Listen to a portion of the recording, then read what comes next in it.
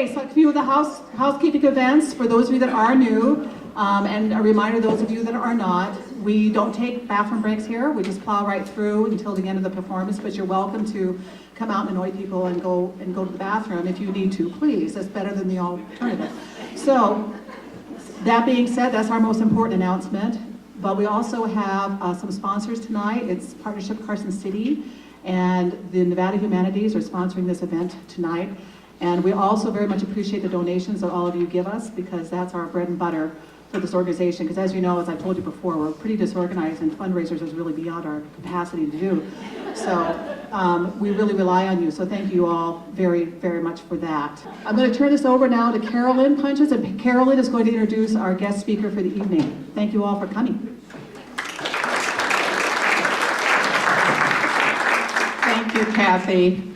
I appreciate it. And welcome, everyone. Sierra Nevada Forums is the place to be tonight, because we have one of the most exciting speakers talking tonight about one of the most puzzling areas of the world and is capturing a lot of attention. So I did a quick Google search on Jill Derby, and if you really want to know about her, I highly suggest you do that. Because if you're, have you ever Googled yourself?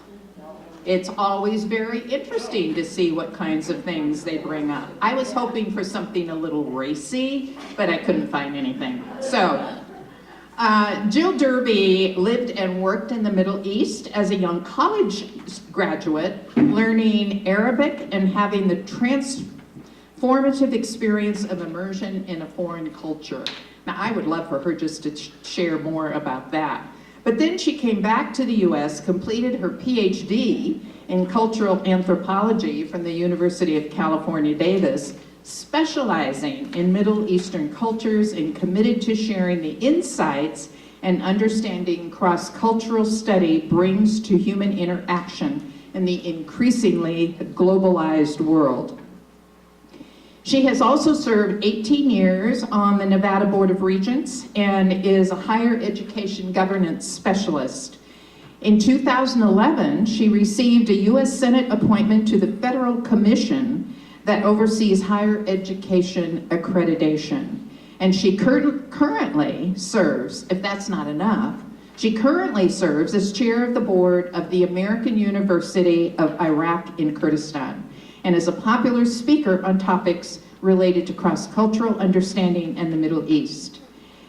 The other thing that is not on the bio in your program is that she also serves on the board of the Northern Nevada International Center, which is located at UNR and oversees a refugee settlement program, many of whom are from Syria.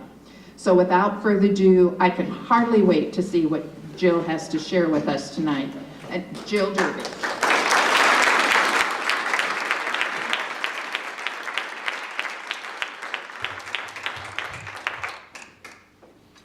Thank you. Well, I'm really delighted to be here. And I want to tell you a little bit about how the evening will go, because I'm going to cover a broad swath of not only history, but also current events, and then complete with a topic that I've added on since I first talked to Judy, really, about why people fight, bringing the perspective of an anthropologist to why people fight, to conflict, and those issues. Because it all ties together, but I think it's an important part of the message. So you'll see, you might feel like you're drinking out of a fire hose. I'm going to cover 100 years of history in the Middle East. And the reason is that in order to understand what's going on today, you really need to know what happened 100 years ago, because it set the stage for all that's going on today. But let me just check in and make sure. Can you hear me if I speak without the microphone? Yes. I prefer to stay away from it if I can, because I might make it squeak or whatever, but I usually project pretty well.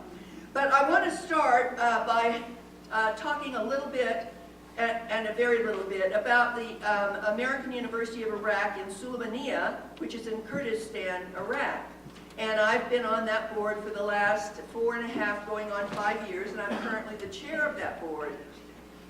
And one of the things that inspires me, it's a university that's only 10 years old, but one of the things that so inspires me about it, I'm going to show you a short clip, about 50 seconds really, from one of our students, so that you can get a sense of the layout. But I'm always inspired when I'm there on campus, because what you see is students, it's mostly a residential university, and you see students from the different sects, whether they're Shia or Sunni Arabs or Sunni Kurds, or whether they're Turkmen or Yazidi or Assyrian Christians.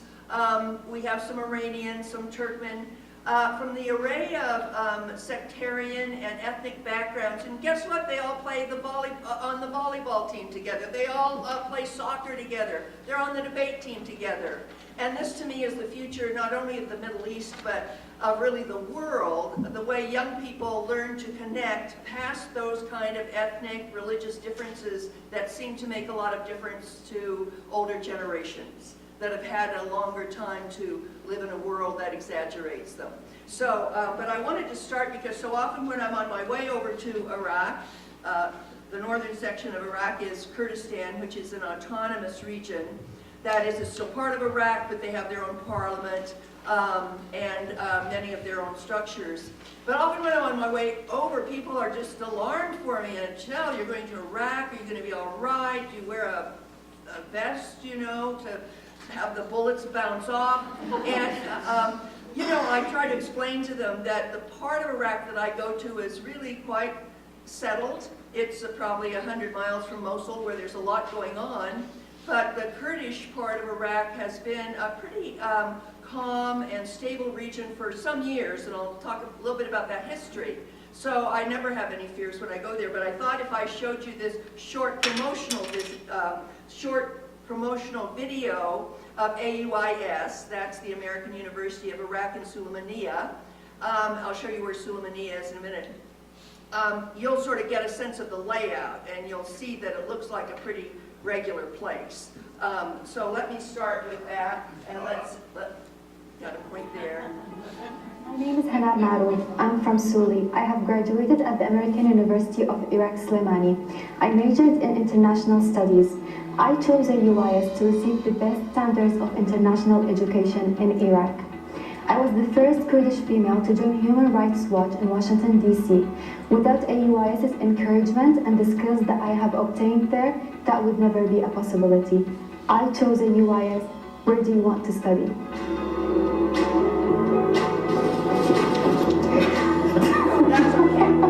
Okay, I will do it next time.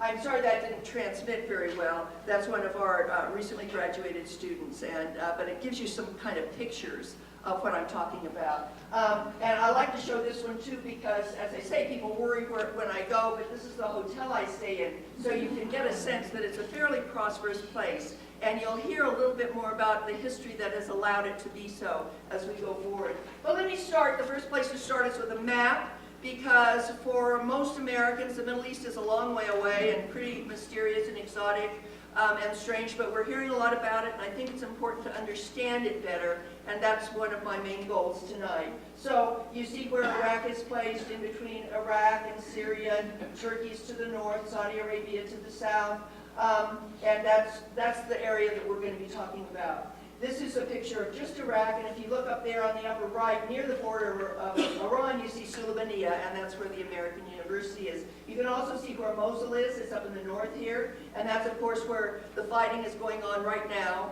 where the coalition troops that are mostly Iraqi are trying to recapture Mosul, of course, with the support and help of the American forces as well. So you can see sort of the layout, and where Baghdad is right in the center of the country. So this is how ethnically it all lays out. The north of Iraq is Kurdish. The Sunni Arabs tend to be more over in the western part of Iraq, west of Baghdad, and then the whole south is very much Shia.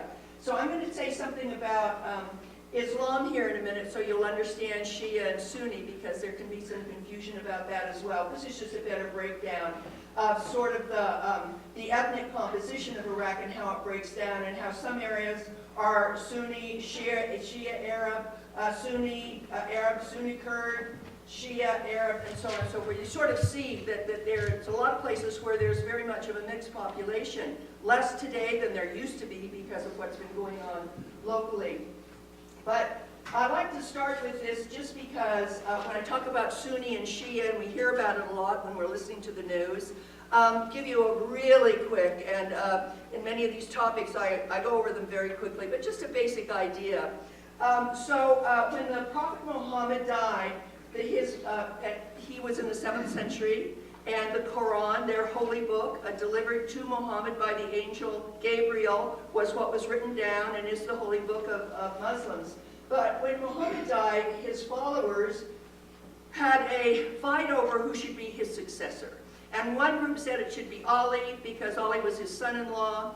And another group said, no, it should really be Abu Bakr, because he was always the companion of the Prophet, and he led the prayers when Muhammad wasn't there to lead the prayers. And so it ended up, that was the split. They fought about it, and it ended up into the split that is the Shia, which is the group that wanted Ali, and in the Sunni that felt like Abu Bakr was the natural successor to the Prophet Muhammad. But here's how that played out. This is a picture today of the Islamic world, and you see it stretches way down there to Indonesia and Malaysia. The green represents all the Sunni Muslims, and the blue represents the Shia Muslims. So you can see that the great predominance is of Sunni Muslims. Those were the followers of Abu Bakr when they broke up. And that the Shia Muslims are concentrated very much there in this narrow swath. They pretty much concentrate in Iran, southern Iraq, and over close, getting into Lebanon. I'll show you that right now. But before I do that, I think it's useful to talk about the relationship here, because the three religions, Judaism, Christianity, and Islam, are considered the Abrahamic faiths. And that's because all three religions stem from the prophet of Abraham, and those of you that know the Old Testament know that Abraham was the major patriarch. Abraham had two sons, Isaac and Ishmael. From Isaac stems Judaism and Christianity, but from Ishmael stems Islam. And the interesting thing is Muslims, as well as, of course, the Jews and the Christians, honor the Old Testament. They consider it one of their sacred books as well. And in fact, when they're talking about Christians and Jews, they call us the people of the book, Ahl el-Kitab in Arabic. People of the book, that means we're all sort of related to that book, the three of us, the three Abrahamic faiths. And that book is the Old Testament, which is part of their religious tradition as well. But here's, to show you sort of that swath in the Middle East today, that is the Shia Muslims. You see it starts over in Iran, with 89% of Iranians are Shia Muslims. Iran is overwhelmingly Shia. Then it cuts across the south part of Iraq, and you see that in Iraq 65% of the Muslims are Shia Muslims. And then it goes across over to Lebanon, where a third of the population of Lebanon are Shia Muslims. In Lebanon, you have that interesting combination where a third are Christian, usually Assyrian, Maronite, different kinds of Christians, and a third are Sunni Muslims, and a third are Shia Muslims. And so they worked really hard to develop a government that's reflective of that sort of distribution. But anyway, back to the Kurds, because I want to tell you something about the Kurds, and we'll start there, and then we're going to talk about the other groups that particularly are in the news today and that you're hearing about in Turkey and Syria particularly. So this is where the Kurds live. And you can see in that the predominant population of Kurds is really in Turkey. So there are maybe 30 million Kurds. Some people say 25 to 40 million. You know, nobody's counting, but it's somewhere in that range. And the majority live over in Turkey, in southeastern Turkey. But you can see that they live along the western edge of Iran. Iran has quite a community of Kurds. And then you see in Iraq, up in the north, where our university is, that's where they are in Iraq. And then you see them over there in the very eastern tip of Syria. And of course, some of those Syrian Kurds are very much involved in the fight that's going on inside of Syria, combating ISIS. But so who are the Kurds? Well, they've been around for a very long time. Their language is really related to Persian more than Arabic. They're always kind of mountainous people. Probably, you know, they've been around for 3,000 years, and they were pastoralists. And when you're pastoralists, you have flocks of sheep and other herding animals, and you just wander around to the pastures.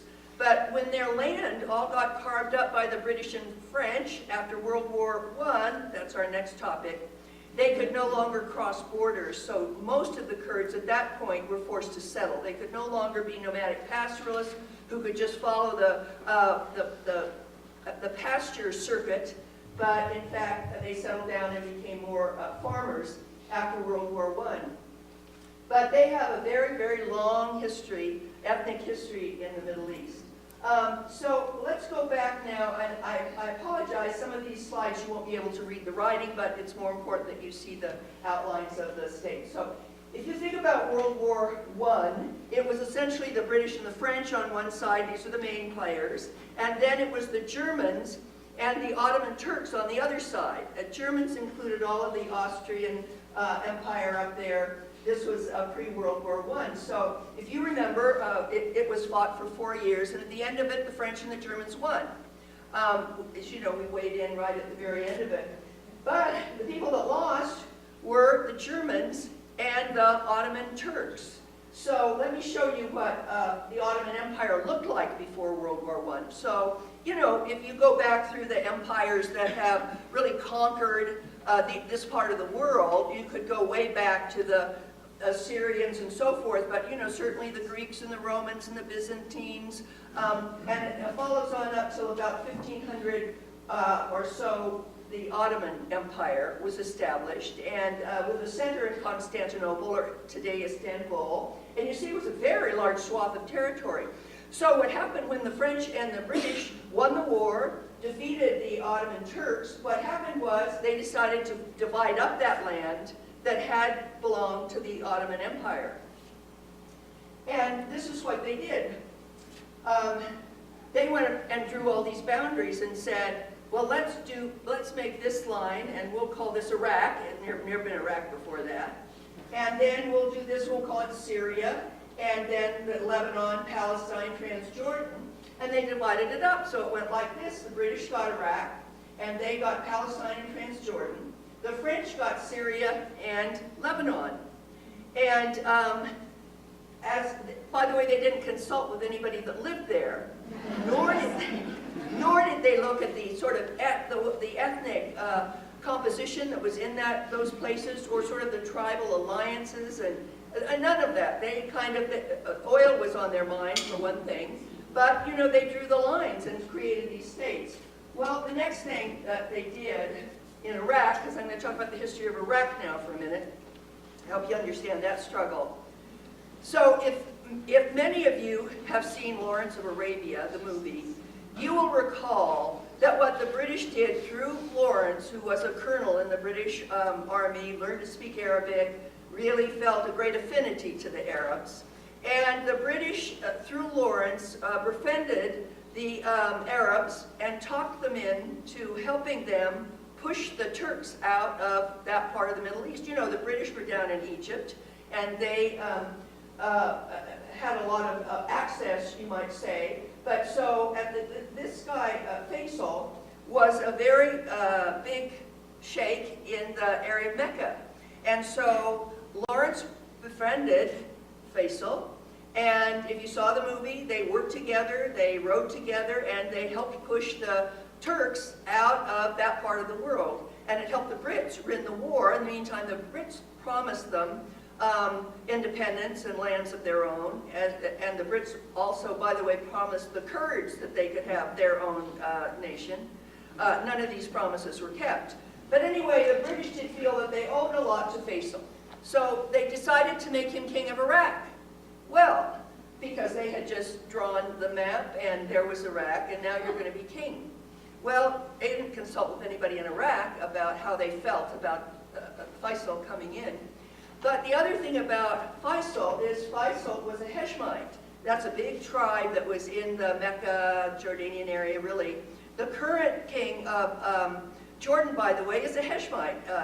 King Abdul is also a Hashemite. His father, King Hussein, was a Hashemite. Anyway, Hashemites are all Sunni Arabs. So what you had in Iraq, which was not Iraq before the British drew all those lines and appointed Faisal as the new king, you had the whole south that was Shia, and you had of the territory they drew, 60 to 60%, let's say, were Shia Arab. And they put a Sunni in as king. That tells you a lot, because that pattern of Sunni ruler continued until 2003 when we invaded and flipped it over to the Shia. I'll say more about that in a minute. But anyway, from the minute that the British did this, the people that were there, the Kurds up in the north, the Shia in the south, the Sunnis in the middle, all fought the British. There were insurrections, but they didn't, the British had a huge army, as you know, they just won World War I. And so they resisted it in every way they could, but they couldn't. And in the end, the British ended up staying for almost 40 years. Always with, after the king stepped aside, then the British still sort of put a puppet in so that they stayed very much a presence with their military presence and were very much in charge in Iraq until 1958. So, but the Iraqis were always pushing for their own independence. So in 58 there was a military coup. They dispatched the British finally. Iraq declared itself a republic and had military rule, and it would be a secular state.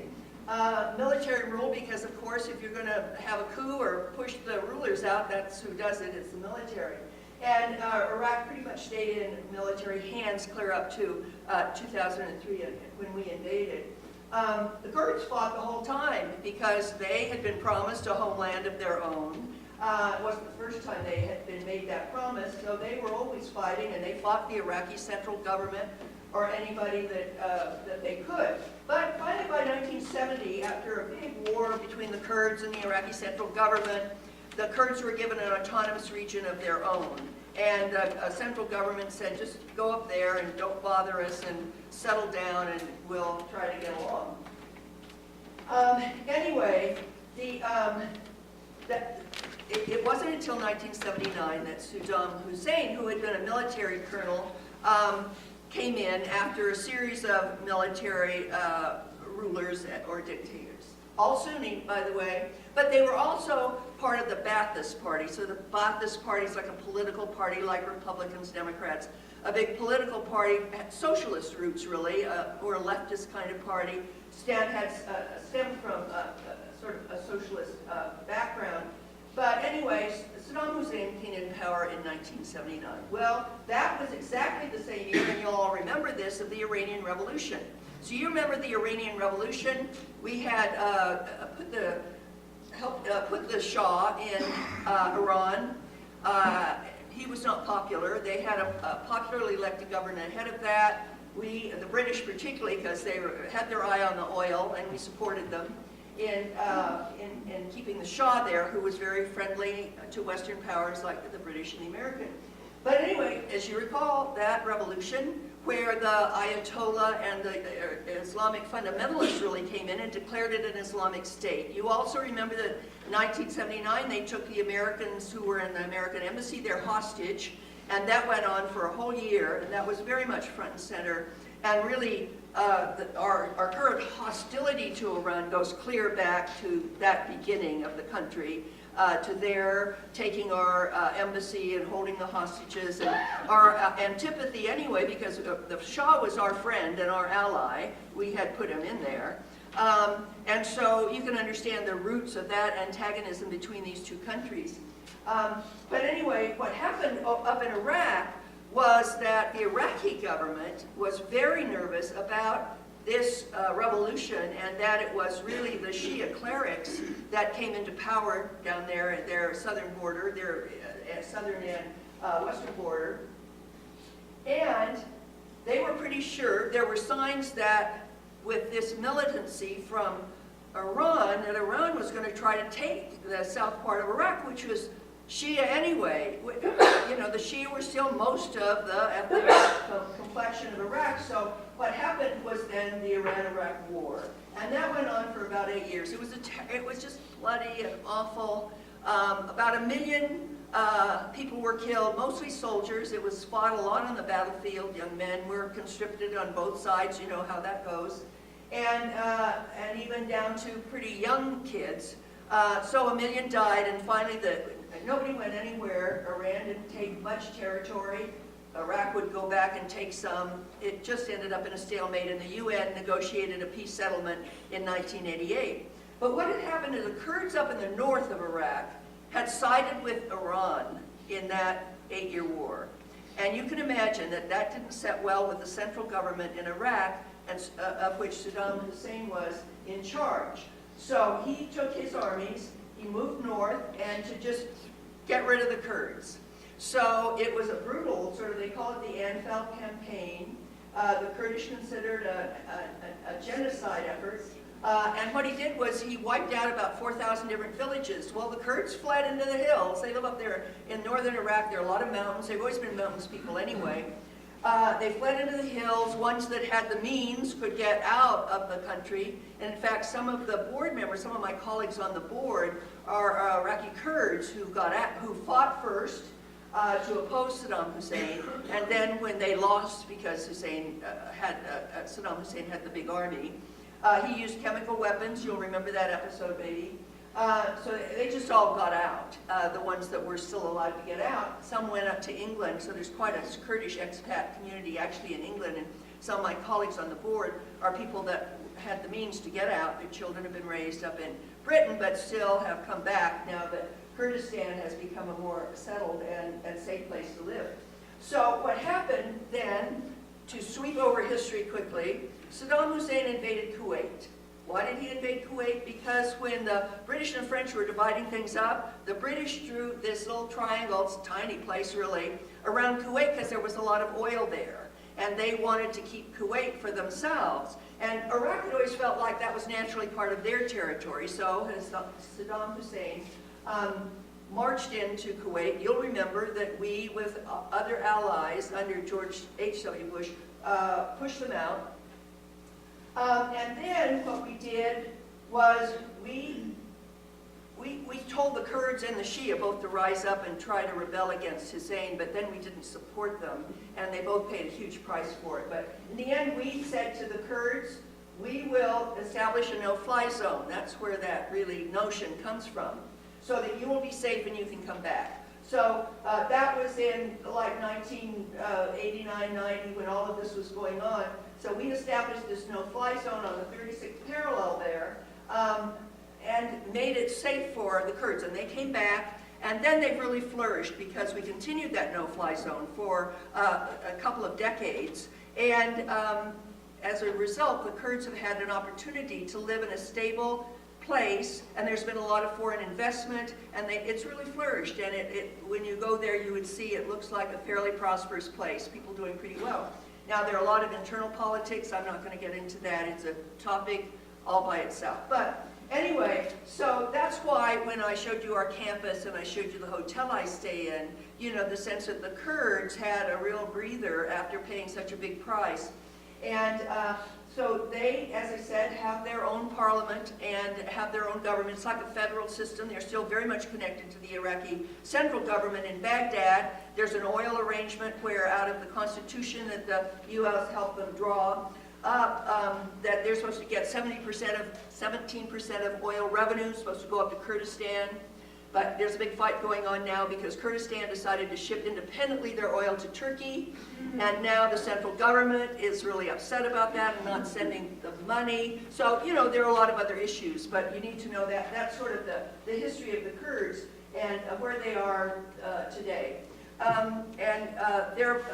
You hear about them as part of the fighting force that's really trying to liberate Mosul. Some of those are Syrian Kurds, some of those are Iraqi Kurds, because they've always been fighting from a very long time ago, because they were always getting conquered, going back to the Romans and the Greeks and the Byzantines and the Ottomans and so on and so forth. And then all the years that they fought inside of Iraq, to try to establish their own territory. So they're really great fighters, and they just kept on training. And so they have been an important part of the fighting force that's going on over there now. You know, I like to, I can say more about Iraq, maybe before we leave that and talk a little bit about Turkey, but you know, what happened that was such a tragedy in Iraq and such bad judgment on our part, not only invading, but then once we were in there, we decided that all the Baathists had to be fired from the government. Well, most of the government was Baathists. It's a very big political party, like it'd be like firing all the Republicans that are working for the government or all the Democrats are working there. And we know the individual that really was responsible for that terrible decision. So, because, I mean, they were just people working there and they were part of that party, but that was Saddam Hussein's party. And so we helped draft a constitution, and then they had election. Of course, the Shia won, we supported that. And it turned over the government to the group that, although they'd been the majority, had still seen themselves as a persecuted minority, even though the majority, because the Sunnis always had the head of the government. Although there was a lot of integration in those days too. But anyway, there was a lot of get even. And so Maliki was the prime minister. Maliki, who assured everybody that was at the table in those deliberations that he would be inclusive, bring everybody in under the tent, Iraq would be fine, we'll work together. And then he didn't do that at all. And Iran, of course, was jubilant that a Shia was elected in Iraq to be the prime minister, Maliki. And Abadi today, they're Shia, because that's when an election happens, that's where the majority is. But Maliki really allowed Iran to come in with their militias. There was so the Sunnis essentially, because all of them had been fired from jobs, they had no way to make a living. And Al-Qaeda grew out of that, because that's the kind of vacuum that happens when you have all these young men and all these people that suddenly don't have any work and have been marginalized inside the country where they had always worked and raised their families. And Al-Qaeda grew out of that, and then if you remember, then there was a surge and many of the Iraqis joined the effort because most Muslims are horrified by Al-Qaeda to begin with, and more recently ISIS. They're brutal, they're extremist, they just represent such a very extreme view, and most people that live there are really very scared of them. But that's when you leave a vacuum behind and people don't have other choices, it's not such a surprise. So before leaving Iraq, I just wanted to say that, because to understand what's going on with ISIS, you have to understand that ISIS is Sunni, because it's made up of an awful lot of people at its core who are part of Al-Qaeda, who are part of those Sunnis that all got thrown out of their jobs and had no place to go, and then really felt particularly bitter towards the Americans, because it was after our invasion that the whole thing fell apart. Plus, there was an enormous damage done to infrastructure and everything else after our invasion. And as you know, and you've read the reports, we invaded without having a Chapter 2 plan around it, and it didn't go well. For a lot of reasons, it didn't go well. It hadn't gone well in Iraq ever since. I visited Iraq way back in the 70s when it was just really a flourishing place. Baghdad was a modern city, and it had the highest rate of men and women going to college, women in the professions. It was really looked to around the Arab world as a bright light in terms of its policies, and it's certainly gone down the last few years, but the last decades. But I wanted to say Turkey because a lot is going on with Turkey. So this is broad brush, but let me cover 100 years of Turkey history. So here's what happened after World War I. So the British carved up, blah, blah. But the truth is that, remember, the Turks had fought alongside the Germans in World War I. They had military, and they had weapons, and they were conquered, but it didn't mean their military went away. So what Turkey managed to do under a guy named Kemal Ataturk is fight for their own independence. They threw the British and the French out, said we'll be our own independent republic, thank you. Declared itself a republic in 1921, a few years after the end of World War I. So the Brits and the French couldn't claim it, really, never tried to. So Turkey then was its own independent republic. Kemal Ataturk wanted to be a secular place. You know, it had been part of the Ottoman Empire, which wasn't a particularly generally religious empire, but he wanted it to be secular. And it's very supportive, too, as many people have pointed out, of women and women's rights. So then that was the story with Turkey, and then they were accepted into the United Nations. A decade or two later, they were accepted into as a NATO partner. So they're part of NATO when you read that, because they were a thriving country. And they bridged the continent. You know, if you ever go to Istanbul, you can drive across the bridge, you're in Asia, you can stay on this side and you're in Europe. And they sort of bridge it in many other kinds of ways too. It was a modern country. And so what's happened, to go to the next chapter, is remember there's a lot of Kurds in Turkey. So the Kurds were always mad, understandably, after World War I. They were promised an independent country and they didn't get it. And once Turkey declared itself a republic, its own country, it wasn't about to want the Kurds to have it. Iraq didn't. Nobody in the neighborhood wanted the Kurds to have their own country. And the British and the French didn't care anymore. We didn't care anymore. Never mind. We all promised them their own place. It's not worth it. Nobody wants them in that neighborhood. So those Kurds that felt really very badly treated after World War I, that lived, you can see the big place in part of Turkey, southeast Turkey, where they are, they said from the beginning that there was a lot of ferment. Because Ataturk wanted, and this is understandable, that wanted the country to be united and culturally united. So he told the Kurds they couldn't have their kids learn Kurdish in school. They would be there to learn Turkey. You know, that whole issue about you want immigrants to learn your language so that they can assimilate. So he really pushed a lot of assimilation on the Kurds for all those years, and they resented it. That, you know, they were a cultural entity. They liked their language. They kept speaking it at home. But anyway, so what happened in 1978 was that a guy named Öcalan rose up, who is a Turkish Kurd, and he said, okay, we've tried in our own way to work towards an independent homeland for our people, and this government isn't budging, so now we're going to just turn to guns. And that's why they were declared early on a terrorist organization, because they said, we're not playing nice anymore. And they started assassinating people, going after the police and the military, and it's very, very bloody. And so NATO, the NATO members, us, all declared them a terrorist organization. Well, but they trained militarily, and interestingly, because of the connection, the ethnic connection of the Kurds, a lot of them have trained and still are up there in the mountains in Iraqi Kurdistan. So, you know, when I fly in and I can see the mountains down there, I always wonder if some of those Turkish Kurds are still training militarily up there. Turkey has flown in and bombed them up there in northern Iraq, because that's where they hang out. But there's enough of an ethnic bond among the Kurds that the Iraqi Kurds have said, you're welcome, come to our hills and you can train militarily. But anyway, so Öcalan was a very charismatic leader, I should say. So, but he finally, the Turkish government went after him, and he was on the lam and was in different places. They finally caught up with him in '98 or something down in Africa.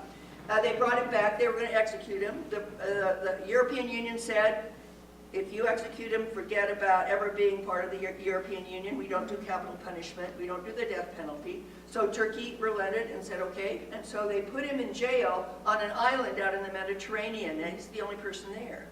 And, but he's written a lot, and he still remains the titular head of the Turkish Kurds and the PKK.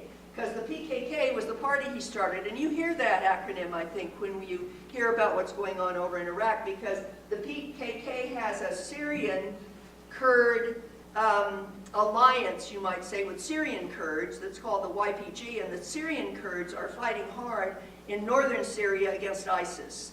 And they're trying to claim territory.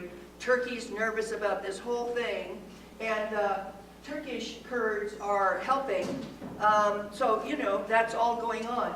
But anyway, so he's still there, out there on the island. The sad thing is that when Erdogan was first elected, when was this? He's been there for 12 years or so. The president of Turkey, he was prime minister, now president of Turkey, They're having a very controversial election coming up next week, but when he came on, he finally said enough already. And he sat down with Öcalan. I don't know if it actually happened on the island or how that communication happened. But Erdogan said, let's just bury the hatchet, and Öcalan agreed because they'd been fighting for 20 years. It was brutal. They lost a lot of people too. And so Öcalan said that they would set aside their weapons and they would just work in terms of negotiation. And the sad thing is that worked until just about a year ago. And then there was an incident, and all it takes is an incident. Remember how World War I started in Austria? There was an incident where some Turkish Kurd shot at a policeman or something, and it went from there. The whole thing's fallen apart. So now, once again, the Turkish Kurds are a fighting force, fighting inside Turkey with the government, and that's where Erdogan is claiming he should be given more power because they've got this internal threat, which is the Turkish Kurds. Okay, that's Turkey. Where will we go next? Okay, this is just, I'm covering a lot, but I just already talked about this already, but this is just sort of to sum up. So this is the whole story of the U.S. dismissing the Sunni Ba'athists and they becoming a persecuted minority, and supporting the Shia domination that emerged in Iraq after our invasion. You know, I often think, well, what were they thinking? I mean, you know, you have to really know the composition. You have to kind of know what's going on in a country to think about the unintended consequences when you do something like that. So I just want to move to really quick, more recent history, which is, as you know, as I said earlier, ISIS emerged out of Al-Qaeda, which was pretty much decimated with our efforts inside Iraq. But then, because there was it ended up being a vacuum, what are the Sunnis supposed to do? We forced Maliki out, if you recall, probably 3 or 4 years ago, because he was such a lightning rod. He was all Shia. It was kind of the heck with the Sunnis. And he allowed these Iranian militias to come in and wreak vengeance on Sunni towns and villages. And he just let that happen, you know, because Iran has become a very big player inside Iraq. They really benefited very much from our invasion. So anyway, this is sort of to give you some idea where, you see where Mosul is up there, where ISIS has controlled territory. That's shrinking, by the way. I was just there 3 weeks ago. We have the Sulaimani Forum, where we get leaders from all around the area. In fact, the Prime Minister of Iraq was there, Abadi. He's the one that's replaced Maliki, although he's doing his best, but Maliki's still a very strong force, and there's so many factions. It's a very difficult situation. I actually was sitting next to him at the forum, I have to tell you. That was kind of fun. But anyway, and listening to them all, and there are some encouraging kind of signs. I mean, Abadi was talking about how much he wants to keep the country together, and how much, one of the most encouraging things was from a general. Remember what we're doing in terms of trying to force ISIS out in places like Mosul. Raqqa will be next, but it's a city full of people. It was a modern city with 2 million people. Now, since the time ISIS got in, probably 1 million have managed to get out. But you don't get out easily, not from ISIS. They'd rather shoot you than let you leave. So it's a city of 1 million people. And when I hear some leaders talk about, well, let's just go bomb, you just don't do that when it's a city full of people. So what was very reassuring to me at this forum was listening to the general, who's really in command of the coalition troops. That is, we're sort of a firepower from the background, but the boots on the ground are all Iraqi and some Iranian militias. But the Mosul people have said, please don't let those Iranian militias come in here, because they don't care so much about the Sunnis. But the commander explained in detail the care they're going to protect civilians. And I was really impressed by it, because they're the boots on the ground. He's commanding them. He said, I promise you, we make that our absolute priority. Because when you don't do that, you just create more recruits for ISIS. So they're trying very hard to protect the infrastructure, the buildings. They're going street by street, and to try to get rid of ISIS, to protect people and protect the buildings so people have a home to come home to. So it was very, very encouraging to me.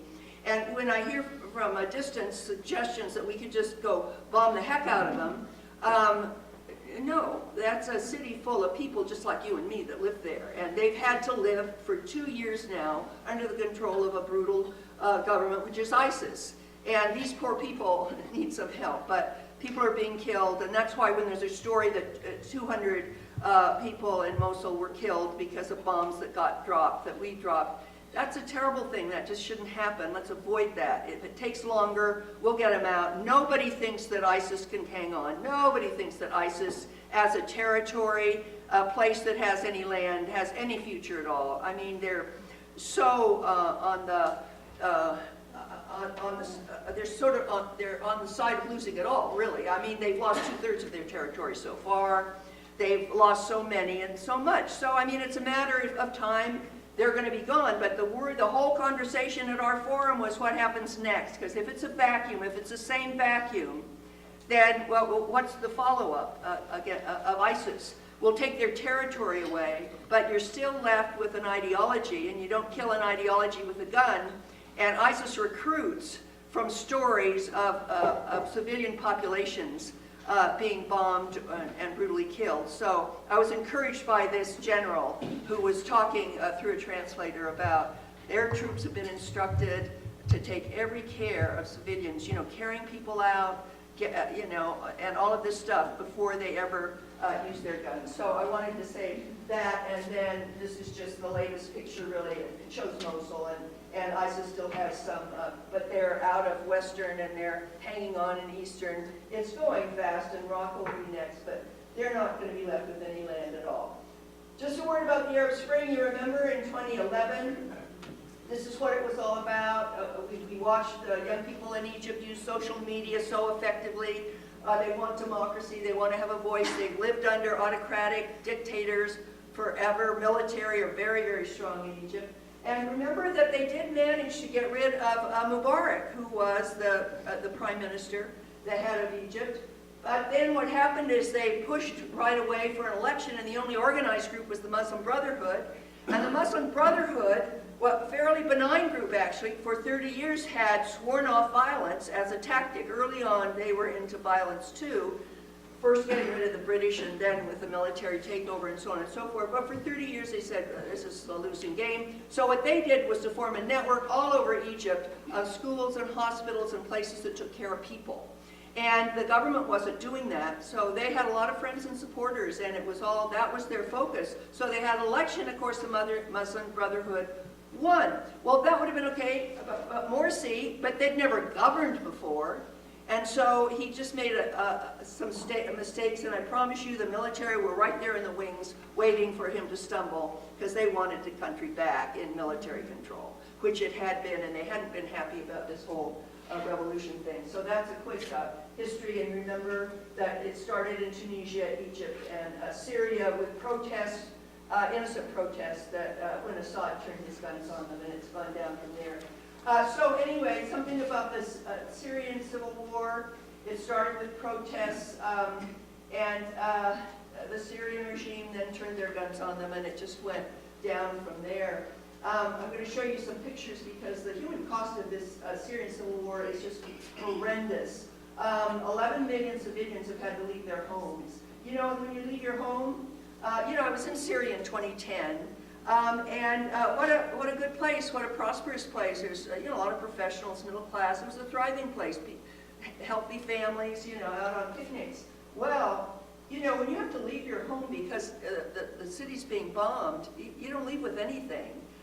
Just imagine yourself in this position. So 11 million leaving their homes. Some get displaced within Syria because you go where you have relatives or friends in another city that isn't being bombed, and then of course it gets bombed later. 4.5 million have fled as refugees, and look how many have been killed, and most of those have been citizens, because that's how Assad has played this game with barrel bombs that just massively kill civilians. But I do like to give a shout out because 90% of the refugees are being housed in those 4 countries. Turkey, to its credit, has taken almost 2 million. They built housing for them. They have an educational system set up. They are providing health care.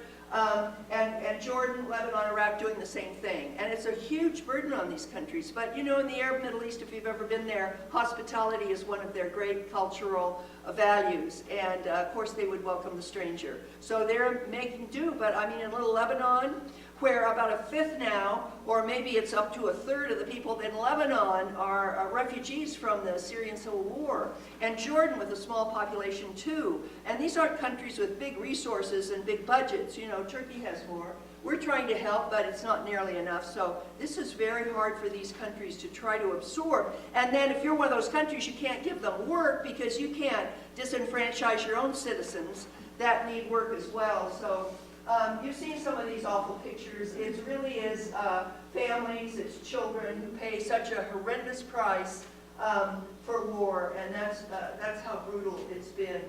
And the human cost is incalculable. But I like to just conclude this part about Syria with a shout out for the white helmets. And I don't know if you've heard of them, but if you have access to YouTube or to Netflix, look up the white helmets. They are, to me, the most heroic group of people that I can even imagine. They're volunteers, they're just civilians that live there, and they've taken up this cause. They put on these white helmets, and they, when the bombs start falling, they go in. They don't wait till the bombs stop falling. The first bomb, the white helmets, and you can see them in the wonderful Netflix and YouTube video about them. They just head right in, and they are, so a lot of them get killed. It's incredibly brave, and they're just a civilian force. They've been nominated for a Nobel Peace Prize, but they have this wonderful documentary that's called The White Helmet. So I invite you to find that, however you can find it, and look at it.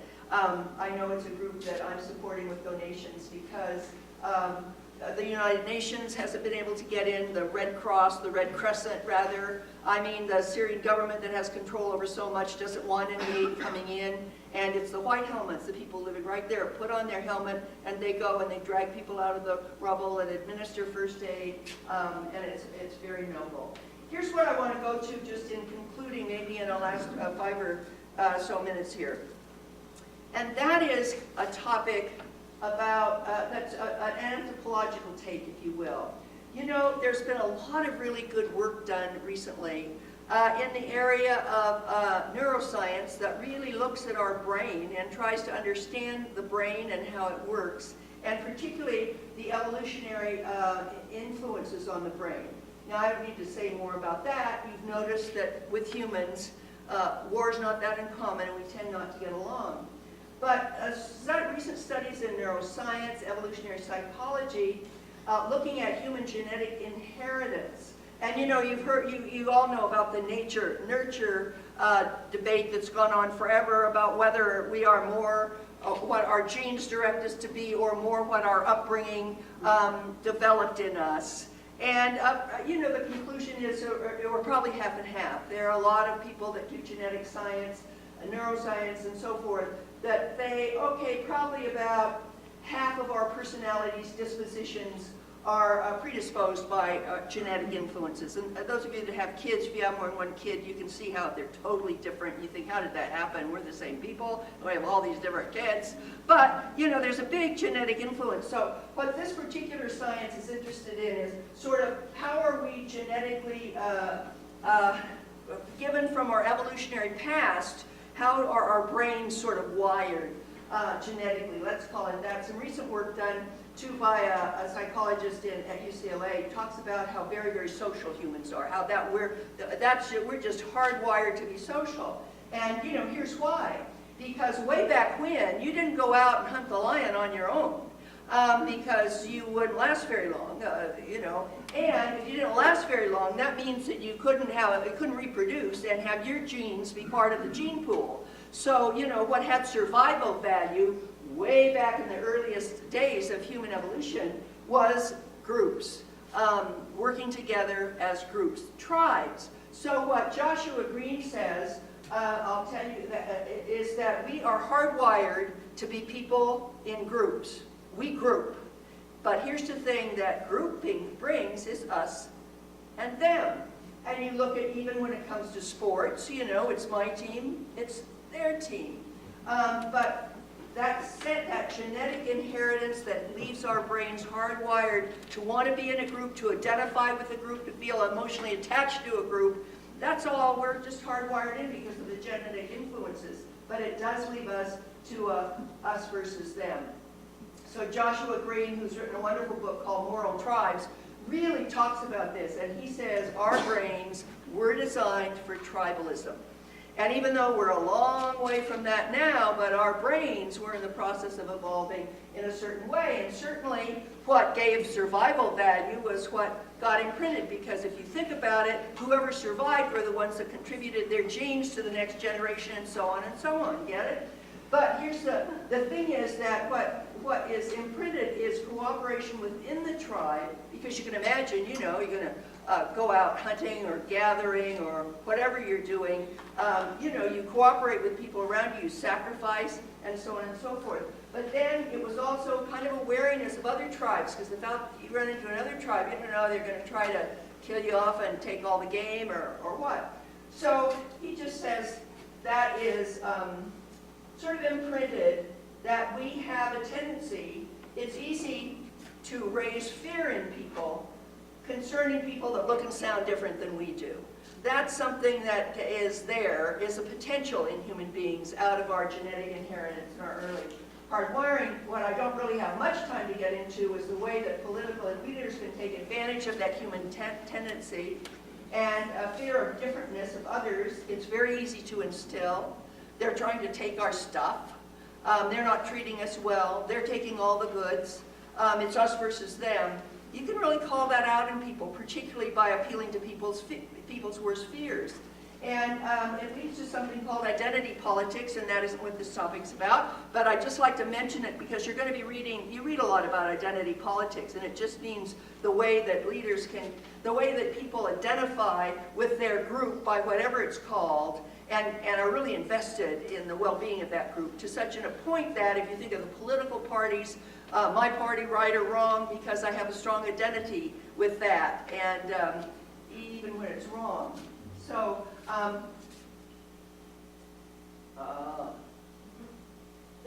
here we go, okay.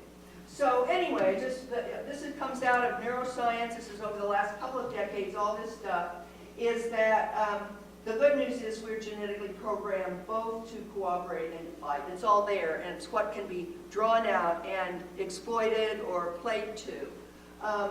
So that's called identity politics, and I don't need to spend too much, but it's our tendency to group with people and identify with people like us. We don't so easily connect with people who are different, and then we have an emotional investment in our groups because we're a good group, we're the right group. We're better than the other group. And then, again, political leaders can take, and demagogues can take advantage of that. So I just want to, in finishing, I want to say, okay, then given, here we are in this world, given that we have this genetic inheritance, that we're hardwired in certain kind of ways, how can we play to one good tendency and away from the bad tendency, the group, the us versus them, which is what ultimately leads to the conflict. I promise you, leaders in the Middle East have played that card really well. So anyway, here's the thing. We now, in the 21st century, live in a totally interconnected world. Look at the information connection that we have. Do you know that United Airline video of them dragging that poor Chinese man off the plane was viewed by millions and millions of people all over the world? It's just like that, you know. And this is the world we live. We are so connected in that kind of way, in ways that we never were before. When we lived in tribes out on the tundra or the bush, you know, the world wasn't like that. But this is the world today, not to mention commerce and how totally connected we are in terms of an international market, monetary policy, the whole thing. We are very much interconnected. So is there a way to try to go from local tribe to global tribe? And in thinking about that, I have thought about, well, what if, why do I have trouble with this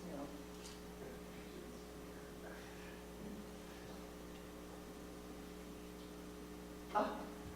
What if we were attacked by an intergalactic enemy? You know, all of a sudden, instead of being we're the Carson whatever, all of a sudden we identify with our Earth tribe because we're having to fight off an alien enemy that's intergalactic. This is how maybe we can start shifting Earth Force. We'd all join the Earth Force, we'd join the Earth Army and oppose the aliens that are trying to take over our Earth. There's a parallel here, with climate change. And it is a threat to the globe internationally. And yet, it's not so darn easy making these things work and getting people to think in that global way, because people, on the other hand, still do us versus them and their own immediate interests and so on and so forth. So it's a challenge. But this is, if you think about it, the threats to planet Earth somehow brings us all together from a local tribe to a global tribe. So I said all this, but it is interesting to know, because we may look different and sound different, but genetically humans are almost identical. I think it's 99.9% of our genetic makeup is shared by everybody.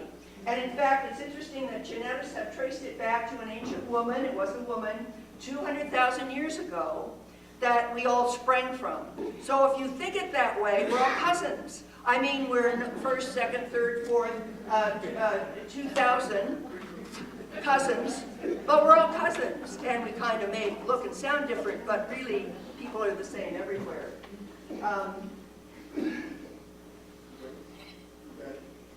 I got it? Okay. Okay, I said that. Well, let me go on to this. That's okay. Let me see if I can go back. This has started not to work quite as well. But anyway, the point I wanted to make is that we're the same everywhere, but ethnocentrism gets in our way because we tend to think our way is the best way. They do it funny. They eat funny things over there. Look how funny they look. They dress. I mean, we think the way we do it is the right way. And so there's a right way. And then when we go to Japan and they eat with those little sticks, whoever thought of eating with little sticks, the food all falls off, Anyway, so here's the thing though, ethnocentrism, we all do it. The Japanese think the way we eat, quite crudely, with this little sharp, pointy pitchfork, is not a good way to eat either. So we're all guilty of ethnocentrism. And so you have to just try to see it through the eyes of the other and understand that you can't bring that sort of global judgment that our way is the right way and everybody else's is the wrong way. So, something like this, body decoration is a universal cultural feature. People everywhere, all the different cultures, like to decorate their body in different sorts of ways. But it's easy for us to look at that and thinking, gross, really? Come on. Primitive. But then, when we do it, it's just not so strange. So, in closing, the point I like to make about that, isn't this funny? I'm glad it is. This is second to last slide, so we're almost there. Anyway, what I want to say is judging others by your own cultural norms and values doesn't work.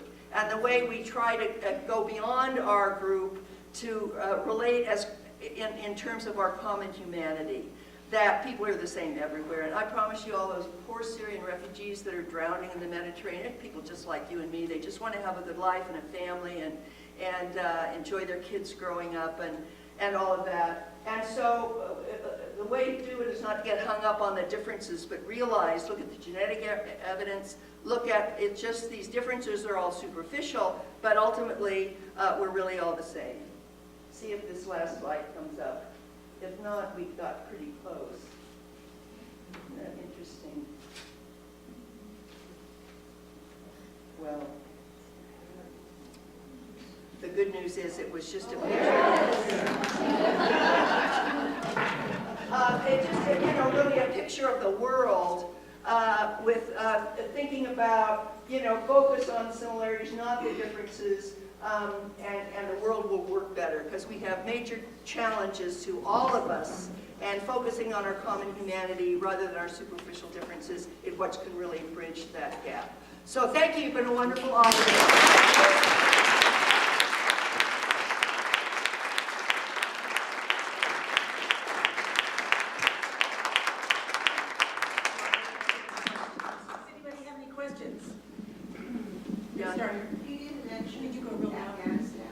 I didn't mention Afghanistan. I mean, I could, but that's each one of these is sort of a history unto itself.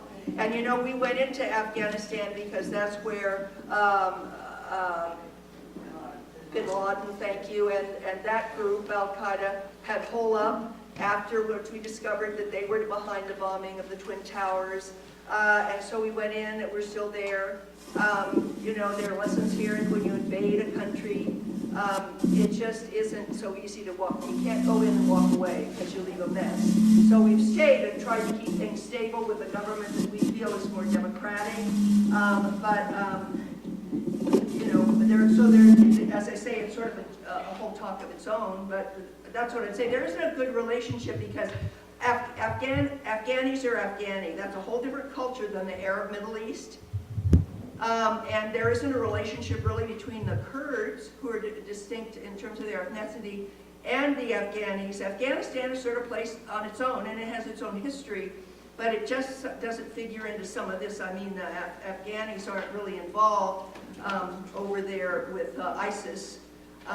There's that whole relationship with Pakistan and the Taliban, and that's going on there. And the Taliban are also an extremist group, and we've tried to keep the Taliban at bay, but that's pretty separate from the piece I've tried to take on, and I know I've covered very broad brush. And but to give you an idea, it all started 100 years ago, if not before.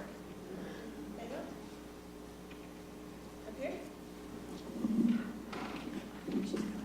I just speak? Go ahead. Do you know what the current percentage of Mosul is destroyed? I couldn't hear that. Can you say it louder? Do you know what the current percentage of Mosul is destroyed? How much of Mosul has been destroyed? Mosul. Well, not as much as some of the other places. When you look at what we, I don't mean we, I mean the Iraqis have retaken from ISIS, down in the south particularly, there are places that there's just nothing left of the villages and the towns that were there. With Mosul, they're trying to be protective of it, but we've taken the Iraqi troops, with our support, have taken back at least half of Mosul and are working now on the eastern half of Mosul. There's a river, a big river that comes right through the middle, and so at least half of it's been liberated, but as I say, a city of a million, it's big, and they're having to go street by street, neighborhood by neighborhood, and deal with not only the snipers, but of course ISIS has left booby traps, tunnels, and all sorts of things.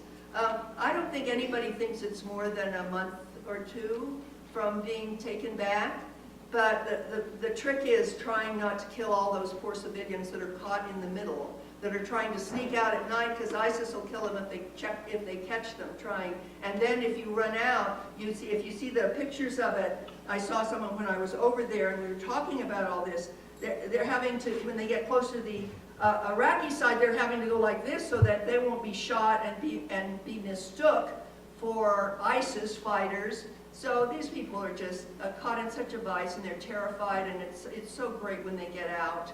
But it's going pretty well in terms of reclaiming the rest of Mosul. I don't think it'll be that long. Okay, question? Yeah.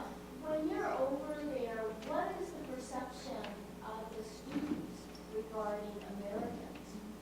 Well, what do I want to say about that?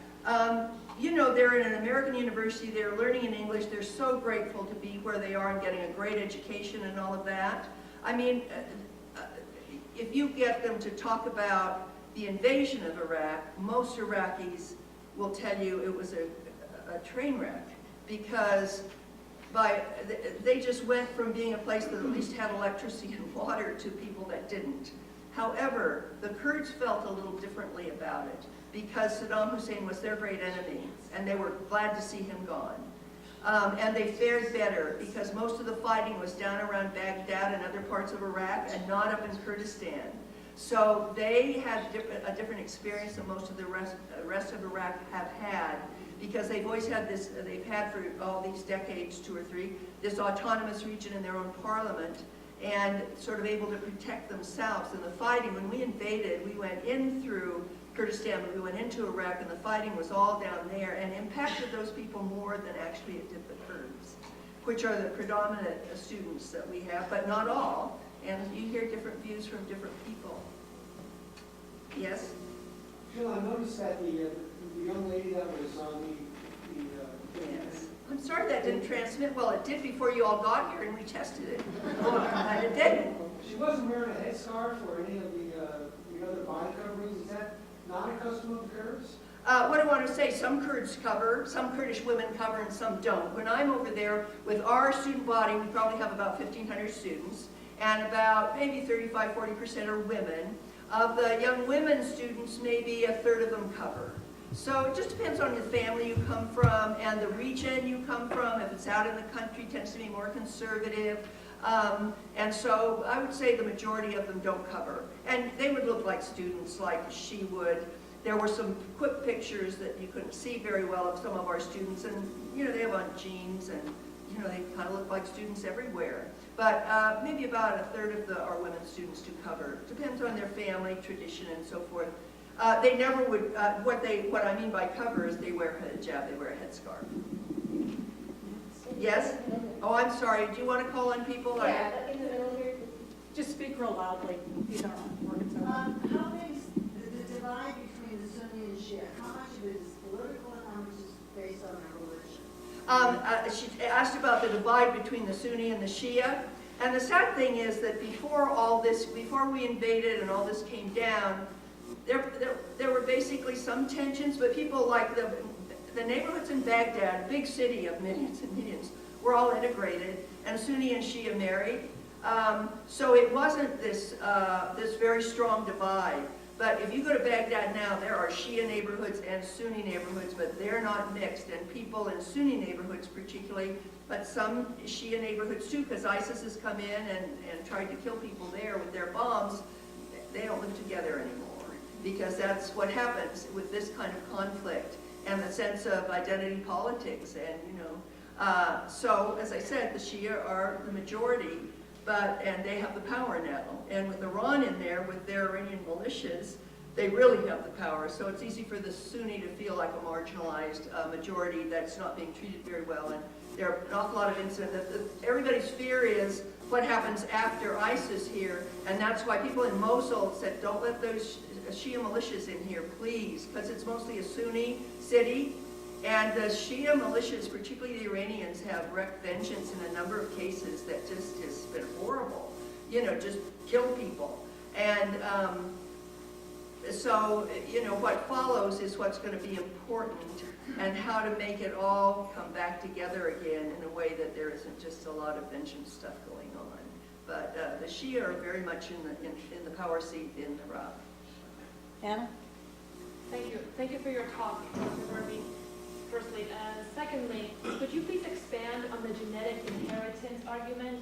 Am I incorrect in understanding the claim that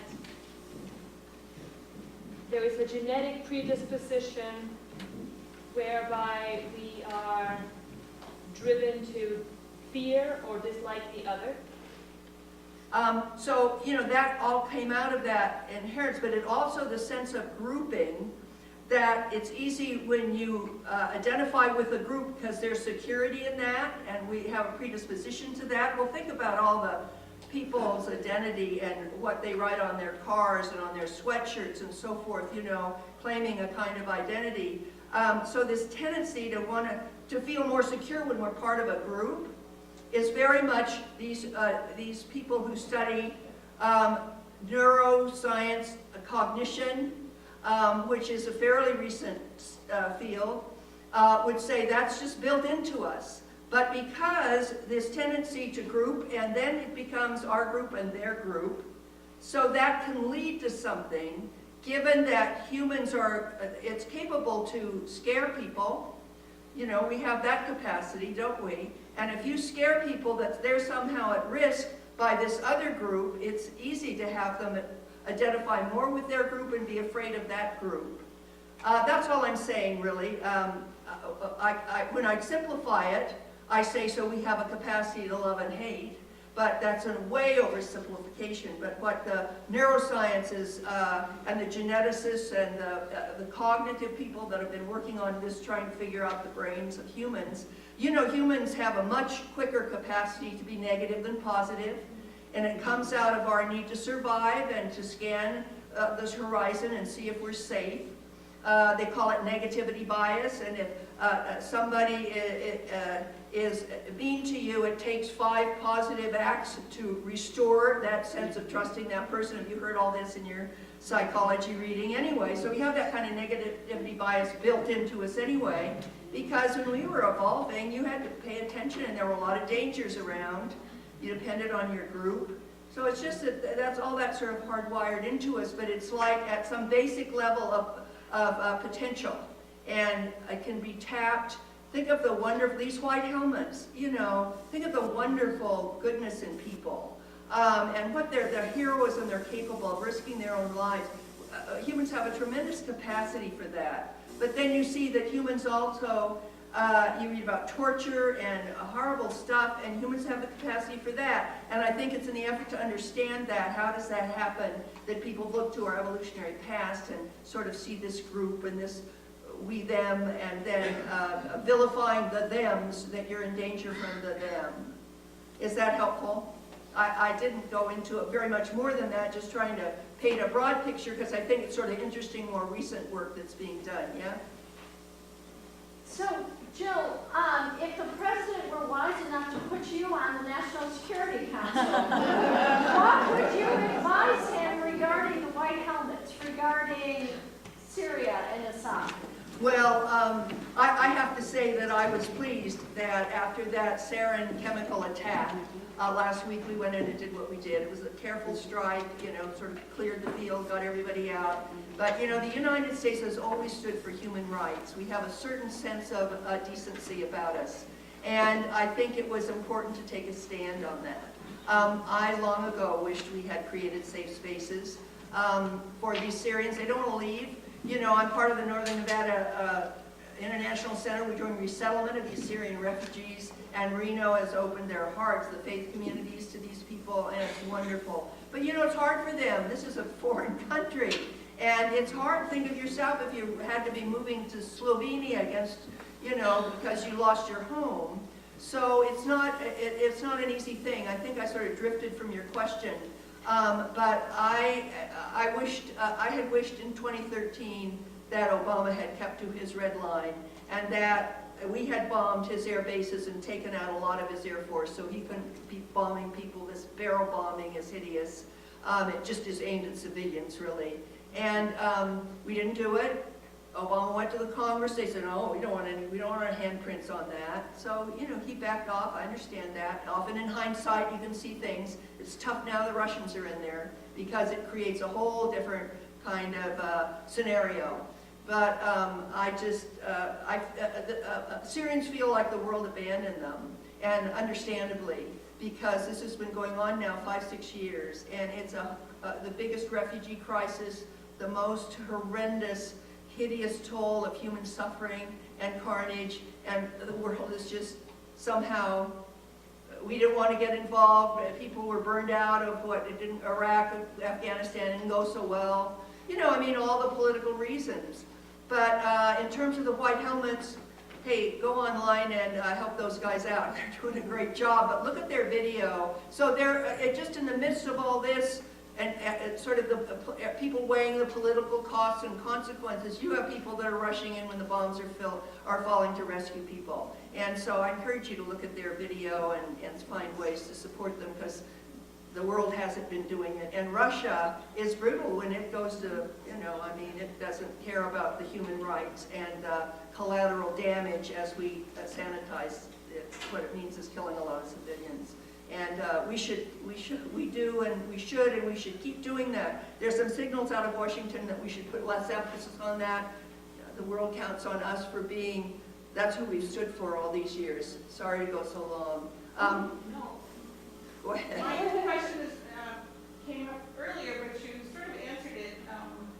My question was, what's the most direct, effective way to support the white helmets? You said Well, go online, but I sent him some money yesterday. I just sent him some money. is there a organization or a .org or there are other people helping them. If you Google the white helmets, you'll come up with stuff.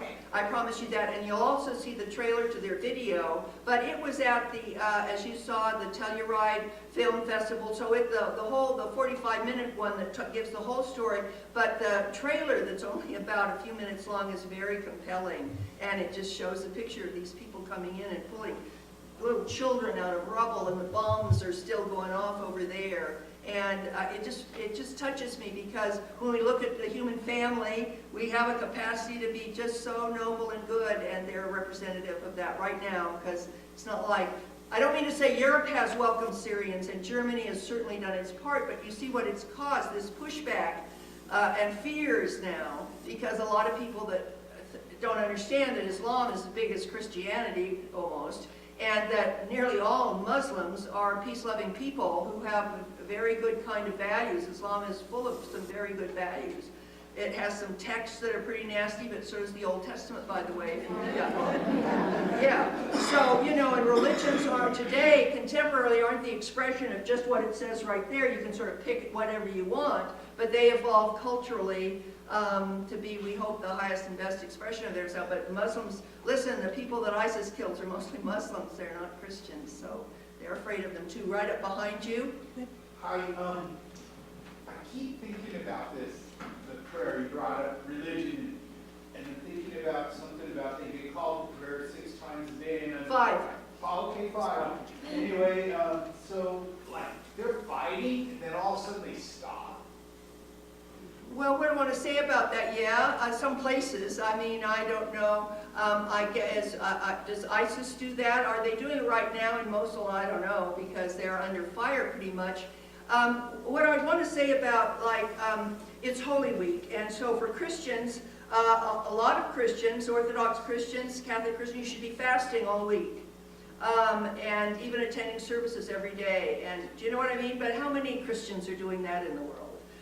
You know, not probably most Christians. And Dixie could probably say more about that, and I know she's here. But I mean, this is sort of how religion works, isn't it? So there are some people that are very devout in their practice, and Islam does have the 5 basic pillars of Islam.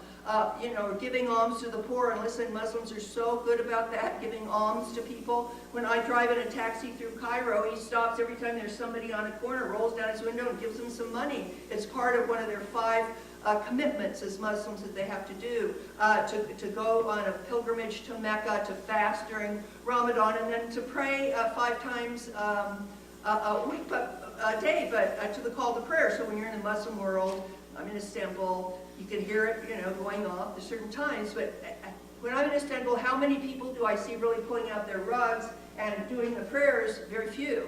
So it's like every other religion. I mean, it varies in terms of practice. The most devout Muslims pray 5 times a day, but, you know, in a practical way, and often isn't possible. Although in the Muslim world, a lot of businesses and hotels and so forth have a little place where they can go and pray, those that choose to. So it'd be the same as Christianity in terms of that practice. Would some of those soldiers stop and pray? I think they are given an exception when they're under fire. Back to your genetic predisposition towards tribalism argument, which I think is completely real. I would like to think that in an interconnected world that we have today, that there's tremendous benefit to individuals who behave in a global fashion. And I think that we're really starting to see that. I see radical differences between my children's generation and my generation, and how they relate to a global environment. So I would like to think that we're entering a period where maybe we could start to genetically select towards people who behave in a global You got to keep the other people from reproducing. Well, listen, most people, listen, I'm not a geneticist, so I'm speaking broadly. I want to recommend the book called Moral Tribes, very readable, by Joshua Green, who's an expert in all of this. He lays out, makes such a case. It's really good. We're not really evolving in the same way that we did for a long time with our brains, you know what I mean? I mean, there's some room to think that there's something that's going on, but not what happened all those millions of years ago. And, what was his last name? Green, Joshua Green. I think it has an E on the end. Joshua Green. It's called Moral Tribes.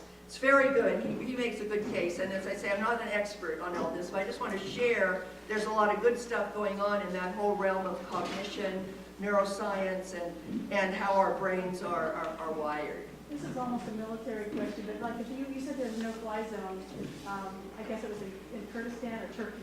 In Kurdistan. Well, what is the problem with trying to get it in these other areas? I mean, Well, is it just military? Say what you mean. What is the problem with trying to establish it in They other? keep saying they should do this, but why don't they? Well, they should have done it, I think. It was, here's the thing, and Obama made this case. He was, Secretary Clinton wanted to establish no-fly zones in Syria that would give people a place to go that wasn't out of the country. But Obama didn't want to do that. Here's the thing, you establish a no-fly zone, you got to protect it. So it isn't like you just draw a line and then tell Assad, by the way, you can't come here. You're going to have to defend it, and that meant he thought troops in the ground and our own air power, and somebody's going to get shot. And that was why we didn't do it. Anybody else? Let's have two more. Dixie down here. Syrian conflict, a religious conflict, is it the Sunnis and Shia and Kurds? Can you repeat that? Is it a religious conflict? Is that Syrian? Well, let me say that is because what you have, it isn't that clear-cut at all. There is that factor, and some of the leaders have tried to exploit that and exacerbate it. It is a factor there, but not all Shia, not all Sunni, not all Kurds are all divided into factions that are fighting each other. So there is a real identification that's going on, particularly in the conflict, particularly now in Iraq. You would have to say that there's a divide between Sunni and Shia, but not all Sunni and Shia. We have on our board, we have 18 members on our board, half are Iraqi Kurd, Iraqi Arab, that are both Shia and Sunni. They get along fine. So it isn't a clear-cut division, although certainly it's been exploited and exacerbated right now with what's gone on with a Shia government that has looked out very much for Shia and really not Sunnis and taken some revenge action on Sunnis. So I'd say it that way. The ISIS is all Sunni, yeah. I think you have the next one. Dixie. I just want to thank you for the depth of your understanding and your ability to share it with us. It was just wonderful. I also, a couple of us just want to take the opportunity to advertise the Carson City International Film Weekend next February. Next February. Because it's all about the common humanity. Isn't we that just need good? to find more and more ways Yes, to share about the common humanity. You might look for that white helmet. I know, we could just talk. Anyway, was there one more question? I don't know. Otherwise, One more? Last one up If here. I may, Erdogan is, in this coming election, have the Kurds, my understanding is the Kurds are a voting bloc that he's trying to solicit right now. And so is that in fact the case? Are they a swing vote?